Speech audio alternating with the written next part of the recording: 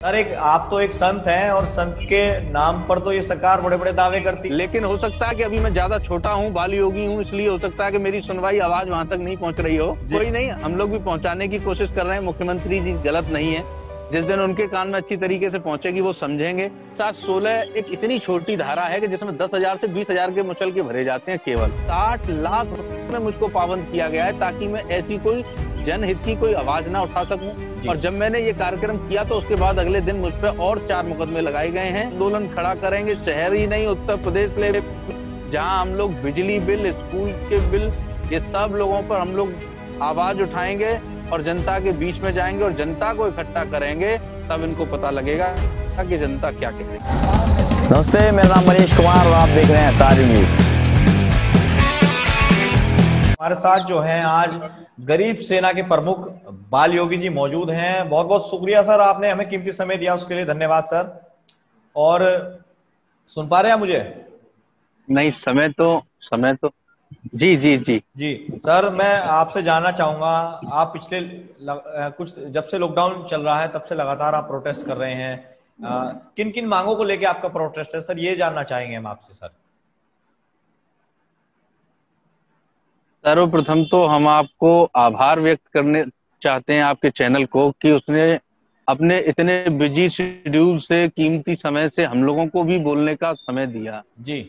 और मांग जहां तक हम लोग कर रहे हैं उसकी प्रमुख रूप से मांग गलत नहीं है। जी। मानिए, एक दिन प्रधानमंत्री जी ने टीवी पे आके कहा कि भाई देश में कोई संकट आया है, जी। लला अब सबको अपने घरों में रहना है। तो जी। जनता हो, पार्टी हो, विपक्ष हो, किसी ने इसका विरोध नहीं किया जी। और लोग अपने घरों में कैद हो गए।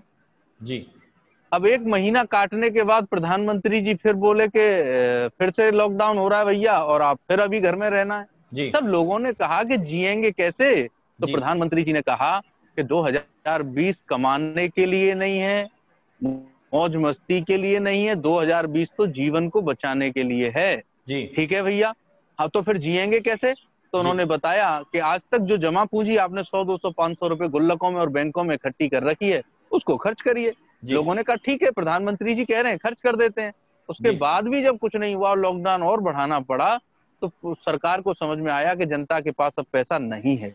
ऐसी स्थिति में सरकार ने मदद करी, पुलिस के द्वारा खाना भिजवाया, पुलिस के द्वारा राशन बंटवाया और पुलिस के द्वारा रोटियां तक पहुंचाने का काम जब किया तो लोगों को लगा कि हमारी सरकार के मुखिया हमारे साथ हैं, हमें डरने की कोई बात नहीं है। सर मैं ये जानना चाह रहा था कि लॉकडाउन में सरकार के कहने से हम लोग घर में बैठे हैं, सरकार के कहने से सारी बातों का पालन किया गया, लॉकडाउन का पालन किया गया, सोशल डिस्टेंस तक का पालन किया गया, यहाँ तक कि लोगों ने अपने काम धंधे छोड़ दिए हैं और सरकार को महसूस हुआ कि कहीं ना कहीं देश में गरीबी आ गई है, उनको खाने की जरूरत है। लेकिन ऐसे में जिस समय उनके हाथ में 3-3 महीने का बिजली का बिल थमा दिया गया, उसके बाद वो बिजली का बिल कहाँ से देगा सर? देखिए सर, स्थिति ऐसी है कि जी। देश में पहली बार कोई संकट ऐसा आया जब आपातकाल घोषित किया गया। और यह संकट केवल देश पे नहीं, विदेशों में भी आया। जी। अब ऐसी स्थिति में पूरे जीवन तो लोग अपना करते ही हैं, अपने परिवार को पालते ही हैं, आपसे थोड़ी ना कुछ मांगते हैं। हाँ। सरकार को देने का काम पूरे जीवन में करते हैं जी। जनता। लेकिन आज जब वैश्विक महामारी आई, संकट आया देश पे, तो जी। देश की सरकारों को अपने खजाने खोलने चाहिए। और जब जनता ने नहीं कमाया, जनता ने अपनी जमा पूंजी को खर्च किया, तो सरकार को भी नहीं कमाना चाहिए, सरकार को भी अपनी जमा पूंजी खर्च कर देनी चाहिए। जनता जिंदी रहेगी, जनार्दन रहेगी, तभी तो आप आगे शोषण कर पाएंगे।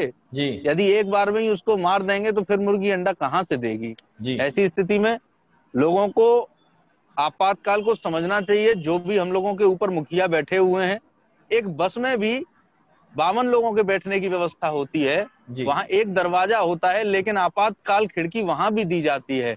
एक ट्रेन की बोगी में, एक डब्बे में भी 4 दरवाजे चढ़ने उतरने के लिए होते हैं 90 लोगों के लिए, जी। लेकिन वहां भी आपातकाल की व्यवस्था दी जाती है। 4 खिड़कियां दी जाती हैं कि कोई बात हो तो यहाँ से आप लोग निकल सकते हैं सुरक्षित। और कितना भी बड़ा ऊंचा होटल बना लीजिए, लेकिन आपको 8वीं मंजिल पे जाने के लिए लिफ्ट तो देंगे, जी। पर अगर सीढ़ियां नहीं बनाएंगे तो आपका नक्शा पास नहीं हो सकता, क्योंकि आपात हमारे देश में एक बड़ी व्यवस्था है। सर आपातकाल लोग। जी। हर जी। जगह होता है, स्कूल बना लो, जी। कुछ भी बना लो, आपातकाल हर जगह होता है। ऐसे में देश में आपातकाल आया है तो आपको भी अपने द्वार खोलने चाहिए, ये हम लोग विनती कर रहे हैं। और इस विनती को हम लोगों ने मुख्यमंत्री जी तक किया, टोरेंट पे किया, DBVNL पे किया, DM से कहा। जब किसी ने नहीं सुना, ऊर्जा मंत्री से कहा, उन्होंने भी नहीं सुना, तो मुख्यमंत्री जी के पास गए। और भैया जब किसी ने नहीं सुना ना, तो 99 सब के सब फर्जी जब मिले हमको, तो फिर हमने हाई कोर्ट में एक मुकदमा दायर किया कि जनता के पास पैसे नहीं है जो आपके बिजली के बिल दे सके। एक संत हैं, आप एक साधु हैं, संत हैं, और संत को लेकर ये सरकार बड़े बड़े दावे करती है, संतों को लेकर बड़े बड़े बात करती है। ऐसे में अगर आपकी सुनवाई नहीं होगी सरकार में, तो किसकी सुनवाई होगी?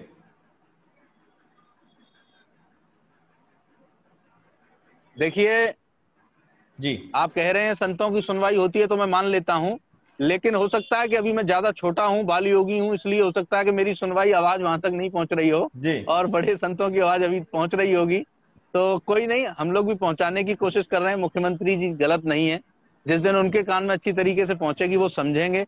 और मैं तो, मेरा जो दुख है वो यह है कि मैं सन्यासी होकर के ग्रस्त की पीड़ा समझ रहा हूँ। जी, तो वो जो ग्रस्त में हैं, जो इनके राजनेता हैं, जो इनके नाम से खाते हैं, अपना रोजगार चलाते हैं, विधायक हैं, सांसद हैं इन लोगों के, उनको भी सोचना चाहिए। वह तो ग्रस्त में है, ग्रस्त में रहकर ग्रस्त की समस्याएं समझनी चाहिए।